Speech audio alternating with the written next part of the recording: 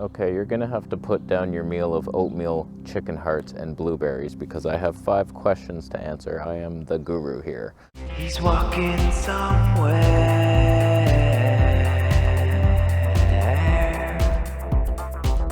All right, we got 5 questions here, completely unrelated to each other, but we will get through them together. Are you really drinking distilled water, or do you mean filtered water? Distilled water is not suitable for drinking, surely. I don't have all the answers to health or any of them, but I know the questions to ask.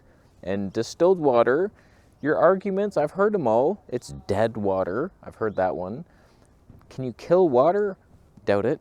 Really, it's the lack of minerals is the main thing we're talking about. Does it leach minerals from your body? Does it even hydrate you? Because it's just H2O. Here's my thoughts. In our modern world, it's a very toxic place. There's fluoridated water everywhere. Distilled is the cleanest and just easiest to do. Reverse osmosis, it's the same basic thing. No mineral water, but it's all the filters you got to replace. Do you know that they're even working? Distillers, just, it's the easiest thing to do. And once you have your distilled water, you either drink it or add electrolytes to it. I'm doing that because I'm carnivore. I need the electrolytes, apparently. So, like, I feel very hydrated drinking my distilled water with electrolytes. So it's like I'm mimicking spring water. If you have a good spring source, okay, do what you gotta do, asshole. I know I've brought you the theory that the minerals in spring water age you and cause gray hair, and so does salt. I have no proof of that. It's a theory. All the distilled water drinkers, they say that, and arthritis is caused by the mineral buildup. I don't know if it's even true. It probably isn't. I feel fantastic. Not one joint in my body hurts. Gray hairs are still there, but are they going to reverse? I don't know. So distilled water is fine. You need it in some things to clean your house with. Huh? You want stains? Why no eggs? Aren't eggs okay if you buy organic, pasture-raised, free-range? Oh, you'd think so. You'd be wrong.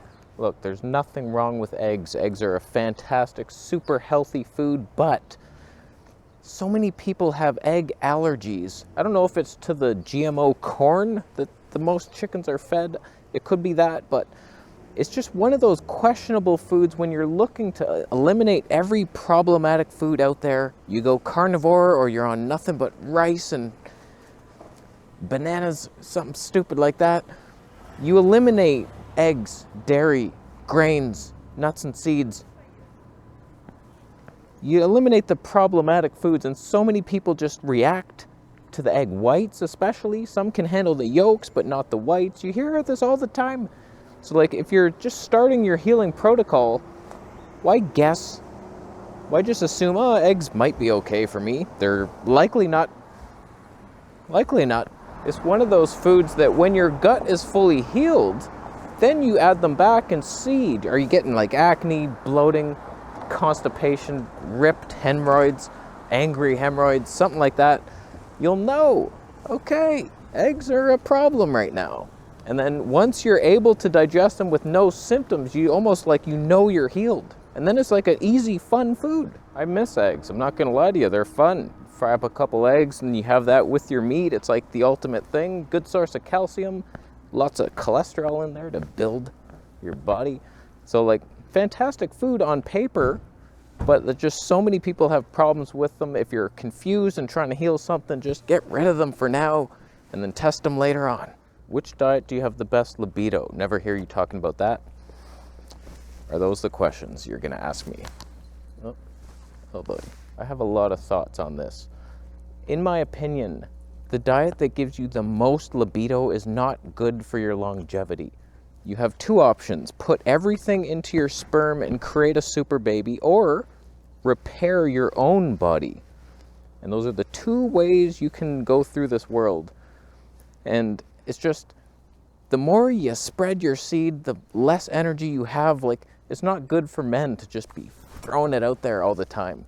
So like, semen retention, it's a good thing. Don't just be succumbing to everything. Don't watch porn. Don't be in that life. Sure, we do it sometimes. It's the best feeling ever created, yes. I'm aware of it and I do it. I do it often. And by do it often, I mean have sex with an actual woman and try to create a baby. So like, okay, you do that. I almost never do it myself, take care of the old business in the shower. It's just, I always feel like a failure if I ever get so damn horny that I have to do that. It's like, what happened, Satan? Just get out of my living room. Leave me alone for once. It's like, it's not good to waste your seed. So on the other hand, yeah, it's fun. It's fun. I'm not saying never do it, but you can have sex without releasing. So I'm just saying, like the diet that makes you horniest, it's not good for if you want to retain your semen, because it's going to be hard. You're going to be horny all the time. I find the more constipated you are, the hornier you get, because it's like there's crap in there pushing against your prostate, and your prostate's like up against a wall, and you're like, I gotta release. Something like that. So I don't know. I've had many ups and downs with libido, like fruitarian. Sometimes it was absolute zero. Other times it's like poof. And like I would last longer in bed as a fruitarian for sure, less inflammation down there, I don't know. So it just doesn't play a huge importance in my life. I'm horny enough. I don't need to increase it. I'm not trying to supplement maca that like gives you super sexual energy. It's like, nah, I'm trying to calm it down if anything. So like I should be on nothing but Kellogg's diet. He invented that cereal to make you infertile, so that's what I'm going to eat next, only.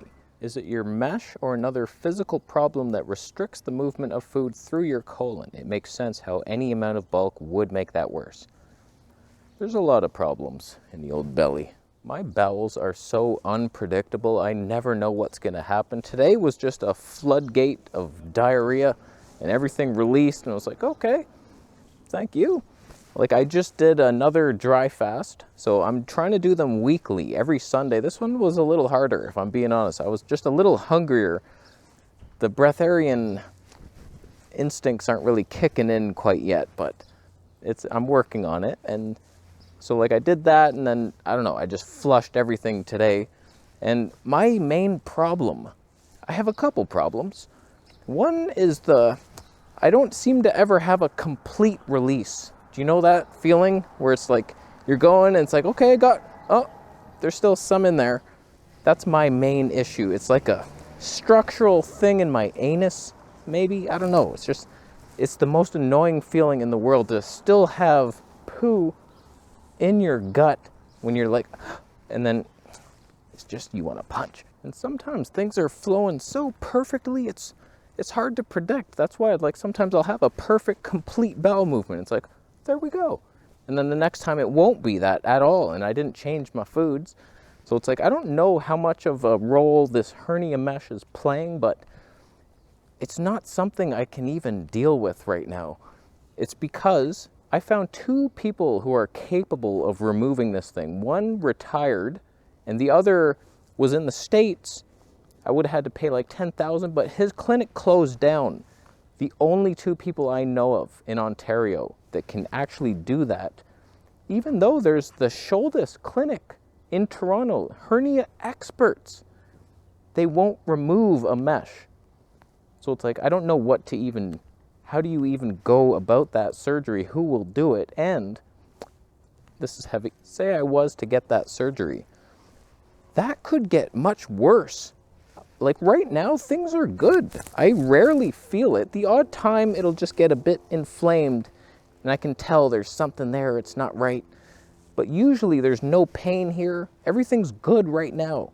If I go for surgery, they might really F something up, and then all of a sudden I'm much worse and all this pain, and then a second surgery and all this stuff. Like Kent Carnivore just is going through a surgery now to do something with his ass.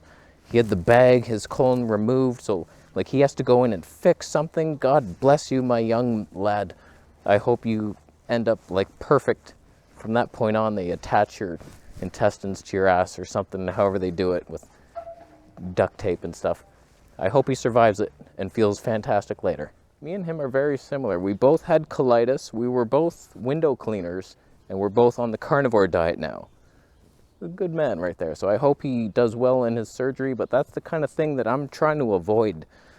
because like I don't know what's gonna happen. So is it even worth investigating? Doubt it. All right, last question here. I've often wondered why you don't ride a bicycle instead of an e-scooter. Oh, I used to. My entire life has been on a bicycle. Since a young child, I've always owned a bike, and that's my main preferred method of transportation. It was always riding bikes. When I moved to Thailand, I got another bike there. It was always bikes. Then I got back here, and I forget what happened. I was looking for things, and I thought, scooter, huh? That might be fun. The second I tried it, I was giddy with excitement of how far I could go with no energy spent. Like, cycling's a big deal. You're sweating, you're doing cardio now, you're crushing your sack. I don't know, it's just not the same thing as going for a long ride. Scooter, I can go down to the beach. It's like, okay, 5 kilometers there, no problem.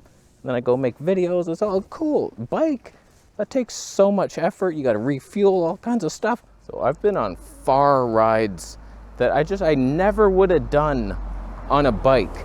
It's just so much energy. The hills are annoying in Toronto. The wind, every time you go somewhere, the wind is pushing you back, and it was just like, my God, I'm exhausted.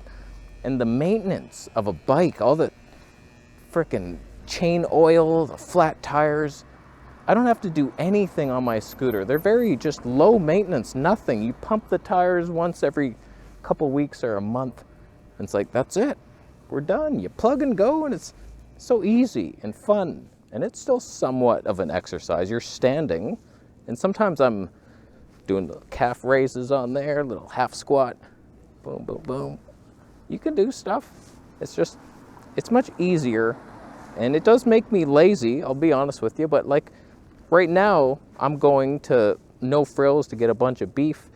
I could have just scootered there, but I do miss just walking and making videos, so I like that balance. Sometimes you scoot there and back quick, or I walk. Bike, you're not making videos on a bike. There's no advantage. So if you have any questions, leave them down there in the comment section. Hopefully I see them, I might not. Usually at some point, I'm reading the comments, people are judging me, they're saying, oh, you should do this diet. Have you ever tried rice? And it's like, okay, I've had enough of that one. On the camera channel, I don't get sick of the comments. It's just always, okay, I read them all. But sometimes I take a break, and so I might miss your comment. So sorry, but leave it down there. I might see it and save it for next episode, and I will leave now after you thumb up the video. Thumbs down if your next question is going to be, how much gum should you have for breakfast? Never said you could have any gum, did I? Just because I have gum for breakfast doesn't mean you can. I have xylitol gum to repair the tooth enamel, so when I drink my morning lemon water, in theory, having a couple pieces of xylitol gum after, you're remineralizing it, produces saliva and helps you. I'm just addicted to the sweet taste. I'll leave. How you doing? Subscribing for more videos on Santa?